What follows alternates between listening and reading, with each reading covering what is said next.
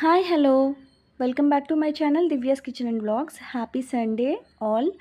ఈరోజు మన రెసిపీ వచ్చేసి ఎండు నెత్తళ్ళు ఎగ్స్ కర్రీ అనమాట. చాలా బాగుంటుంది. మనం ఎప్పుడూ చేసుకునే చికెన్ మటన్ చాలా రొటీన్గా ఉంటాయి కదా.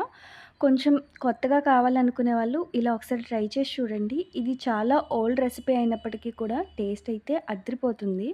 మీలో ఎంతమందికి రెసిపీ తెలుసు అన్నది నాకు కామెంట్ సెక్షన్లో చెప్పండి. అండ్ ముందుగా మీరు ఎవరైనా నా ఛానల్ని ఫస్ట్ టైం చూస్తున్నట్టయితే ప్లీజ్ సబ్స్క్రైబ్ చేసి లైక్ చేసి కామెంట్ చేయండి.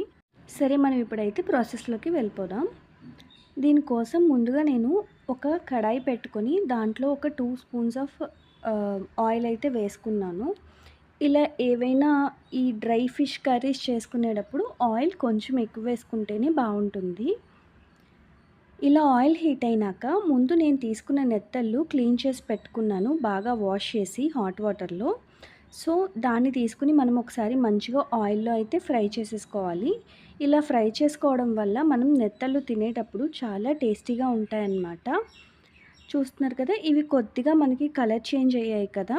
ఇప్పుడు మనం తీసేసుకోవాలి వీటిని. మరి ఎక్కువ ఫ్రై అయితే చేసుకోనక్కర్లేదు. ఇలా కొద్దిగా కలర్ చేంజ్ అయితే చాలు. ఇలా ఫ్రై చేసి వేసుకోవడం వల్ల టేస్ట్ ఇంకా ఎన్హాన్స్ అవుతుందన్నమాట. ఇప్పుడు అదే ఆయిల్‌లో నేను కొద్దిగా పసుపు అయితే యాడ్ చేసుకున్నాను.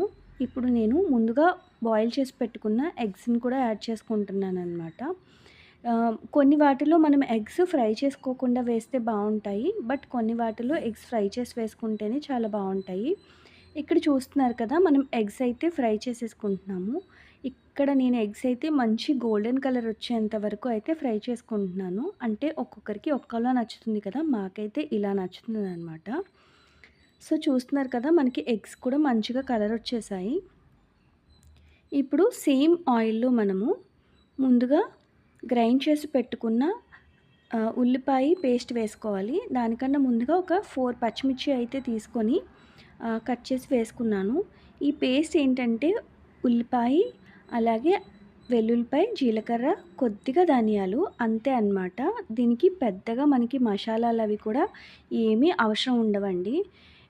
మోస్ట్ ఆఫ్ ది టైమ్స్ ఏంటంటే విలేజెస్‌లో ఎక్కువ గరం మసాలా అలాంటివేమీ వాడరు. సో నేను మా నాయనమ్మ ప్రాసెస్‌లోనే చెప్తున్నాను మీకు.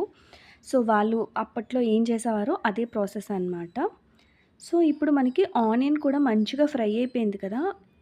ఇక్కడ ఒకటి గుర్తుపెట్టుకోవాలి, మనకి ఆనియన్ ఎంత బాగా ఫ్రై అయితే టేస్ట్ అంత బాగుంటుంది. ఇక్కడ ఆనియన్ చూసారా, మనకి మంచి గోల్డెన్ కలర్లోకి అయితే టర్న్ అయిపోయింది కదా. మనం ఇంతవరకు అయితే ఫ్రై చేసుకోవాలి. ఇప్పుడు ముందుగా మనం ఫ్రై చేసి పెట్టుకున్న ఈ నెత్తళ్ళు ఉన్నాయి కదా, ఎండు నెత్తళ్ళు, ఇవి వేసేసుకొని ఒకసారి మళ్ళీ ఫ్రై చేసుకోవాలి. ఇవి యూజువల్గా డెలివరీ అయిన తర్వాత తింటే కూడా మిల్క్ ప్రొడక్షన్ అది బాగుంటుంది అని చెప్తూ ఉంటారు. అండ్ ఇక్కడ చూస్తున్నారు కదా, కారం అయితే యాడ్ చేశాను టేస్ట్‌కి సరిపడినంత. ఇప్పుడు అది కూడా ఒకసారి అలా ఫ్రై చేసుకోవాలి. అంటే కారం కొద్దిగా పచ్చివాసన పోయేంత వరకు. ఇలా ఒకసారి మంచిగా మనం ఆ కారం, నెత్తళ్ళు, అలాగే మనం ముందుగా వేసిన ఆనియన్ పేస్ట్ ఏదైతే ఉందో అదంతా ఒకసారి కలిపేసుకుని ఫ్రై చేసేసుకోవాలి. ఇలా ఫ్రై చేసుకున్న తర్వాత మనం టేస్ట్‌కి సరిపడా ఉప్పు వేసుకోవాలి. నెత్తళ్ళు అనేవి ఉప్పు చేపలేం కాదండి. సో మనకి కొంచెం ఉప్పు బాగానే పడుతుంది. దాని తర్వాత మనం ఉప్పు వేసుకున్న తర్వాత మనకి గ్రేవీకి కావాల్సినన్ని వాటర్ అయితే యాడ్ చేసుకోవాలి. చూస్తున్నారు కదా వాటరు, మరీ ఎక్కువేం అక్కర్లేదండి, కొంచెం చాలు. అంటే మీకు గ్రేవీ ఎంత కావాలనుకుంటే అంత. ఇప్పుడు మనము దీనిలోనే ముందుగా బాయిల్ చేసి పెట్టుకున్న ఎగ్స్ అయితే వేసేసుకుంటున్నాము. ఈ ఎగ్స్ వేసేసుకున్న తర్వాత ఒకసారి మూత పెట్టుకొని ఒక 10-12 మినిట్స్ అలా కుక్ చేసుకున్నామంటే యమ్మీ యమ్మీ నెత్తళ్ళు ఎగ్స్ కర్రీ అయితే రెడీ అయిపోయింది. చూస్తున్నారు కదా ఎంత బాగుందో. మీకు ఈ రెసిపీ ఎలా అనిపించిందో ఒకసారి నాకు కామెంట్ సెక్షన్లో చెప్పేయండి. అలాగే మీరు కనుక నా ఛానల్ని ఫస్ట్ టైం చూస్తున్నట్టయితే ప్లీజ్ సబ్స్క్రైబ్ చేసి బెల్ ఐకాన్ని ప్రెస్ చేసి మీ సపోర్ట్ని నాకు అందించండి. లైక్ చేయడం మాత్రం అస్సలు మర్చిపోవద్దు. నా కష్టానికి మీ లైక్ ఒక ఎంకరేజ్మెంట్ అనమాట. So thank you for watching. Bye అండి.